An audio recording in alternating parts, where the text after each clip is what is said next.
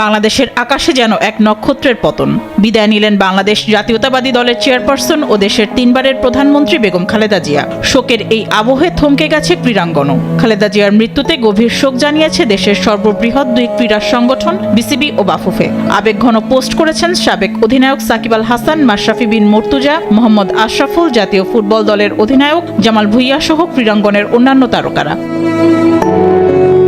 বাংলাদেশের প্রথম নারী প্রধানমন্ত্রী খালেদা জিয়ার প্রয়াণে শোক জানিয়েছে বাংলাদেশ ক্রিকেট বোর্ড। প্রয়াত নেত্রীর আত্মার চিরশান্তি কামনা করে বলছে, দেশের ক্রিকেটের উন্নয়নে খালেদা জিয়ার অবদান ছিল অনন্য। প্রধানমন্ত্রী হিসেবে দায়িত্ব পালনকালে তিনি ক্রিকেট অবকাঠামো উন্নয়নেও করেন সহায়তা।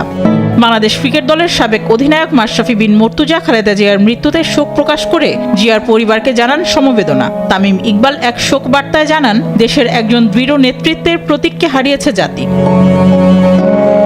সাবেক বিশ্বসেরা অলরাউন্ডার সাকিব আল হাসানও বেগম খালেদা জিয়ার মৃত্যুতে গভীর শোক প্রকাশ করেন। ফেসবুক বার্তায় তিনি প্রয়াত নেত্রীর পরিবার ও স্বজনদের প্রতি জানান সমবেদনা। মুশফিকুর রহিম ফেসবুকে বিসিবির শোক বার্তার ছবি পোস্ট করে খালেদা জিয়ার জন্য দোয়া প্রার্থনা করেন। বাংলাদেশ ওয়ানডে দলের অধিনায়ক মেহেদী হাসান মিরাজও ফেসবুক পেজে প্রকাশ করেন শোক। টি-20 দলের অধিনায়ক লিটন দাস, ইমরুল কায়েস ও মোহাম্মদ আশরাফুল সহ বিপিএল এর ফ্র্যাঞ্চাইজি দলগুলিও খালেদা জিয়ার মৃত্যুতে জানিয়েছে শোক।